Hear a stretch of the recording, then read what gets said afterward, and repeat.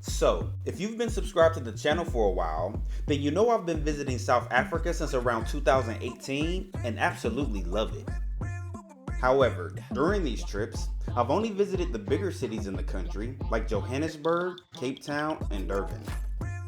Now, I've really enjoyed my time in these cities, but I need to see more.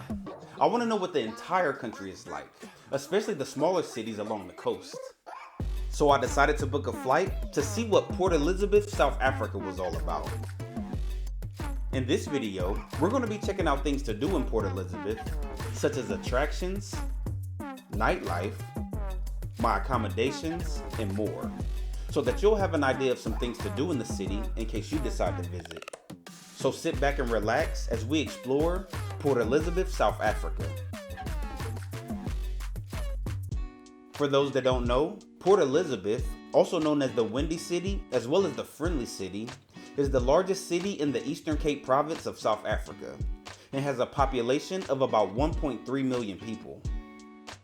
From what I've been told, the Eastern Cape is the traditional homeland of the Xhosa tribe, and in 2021, the official name of Port Elizabeth was changed to Gqeberha, which is a Xhosa name. However, the locals still call it Port Elizabeth, which I'm happy about because I struggle with this new name.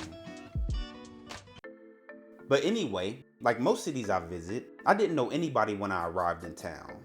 But luckily, I booked my Airbnb in one of the most popular areas in town, which is a neighborhood called Summerstrand, located right off the coast. This area is full of restaurants, beach bars, hotels, and the most popular beach in the city, which is Kings Beach. Kings Beach is a favorite spot for both locals and tourists. This long sandy beach is perfect for relaxing, swimming, and enjoying the sunshine. The water is usually warm, which makes it great for activities like surfing and bodyboarding. There are lifeguards on duty during peak times, and you'll find people of all ages out enjoying the water. Right next to the beach, there are malls, restaurants, cafes, and shops, where you can grab a snack or cool off with some ice cream. This area is also home to the famous Shark Rock Pier, which is a place where people go to hang out, socialize, or catch some views of the coast. Now, as far as restaurants, when it comes to good food, my favorite spot was the popular Coachman restaurant. This was more so a place for fine dining, somewhere you want to take a date or family out to dinner. I love the ambiance of the indoor seating area, but also the great views of the ocean you get from the outdoor area.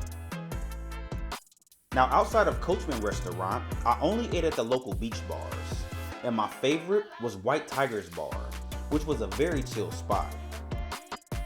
I usually started my days here with an early lunch. They have some pretty good food that's relatively inexpensive, and while you eat, they play a mix of R&B, hip-hop, and amapiano. Since it's right on the coast, you get a great breeze flowing through, and also views of locals and tourists just out doing their thing. Directly on top of White Tiger's Bar, you have Banana Beach Bar. During the day, this place was consistently more lively, played better music, and had some delicious chicken wings that I had a few times while I was in town. This beach bar was definitely more popular, and had some pretty good views of the sea as well.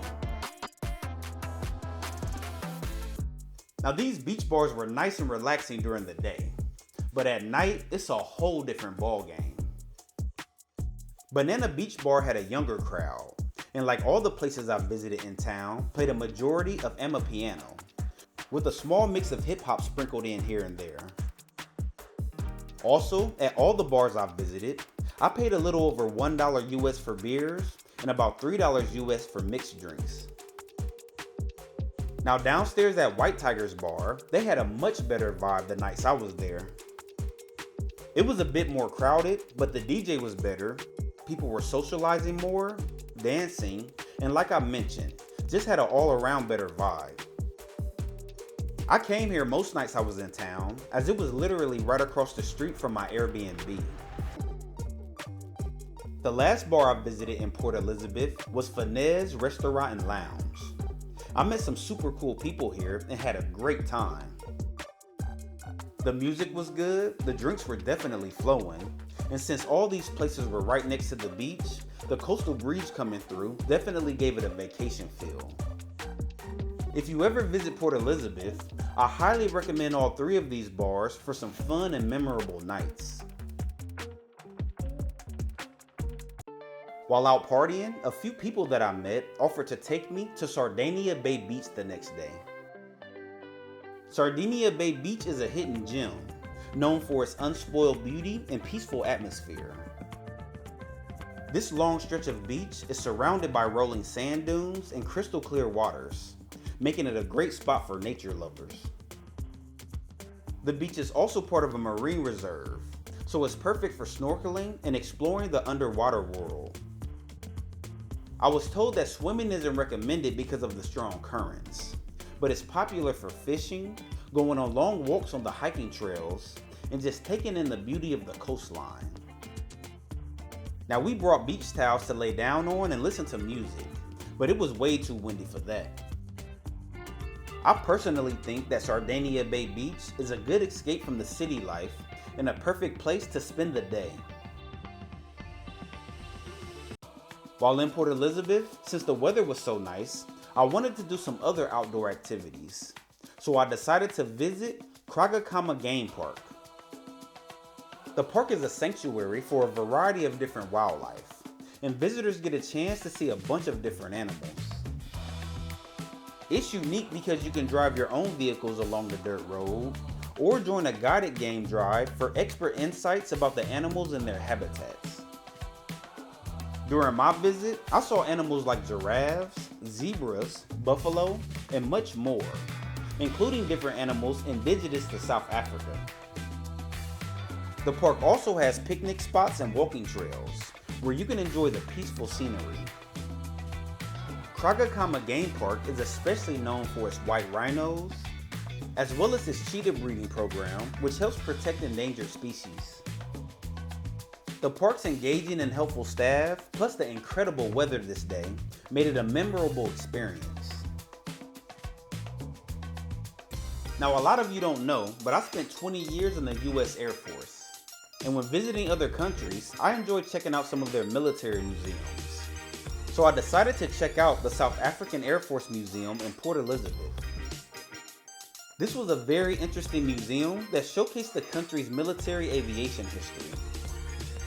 I got a chance to see a variety of aircraft on display, including planes that were used during World War II and others that served in more recent missions. There were also helicopters, engines, and other aviation equipment you can learn about. Now, the shocking and also disappointing part about the museum is that I only found 2 photos of Black South African Air Force members. And even worse, the photos were in the back corners of the museum.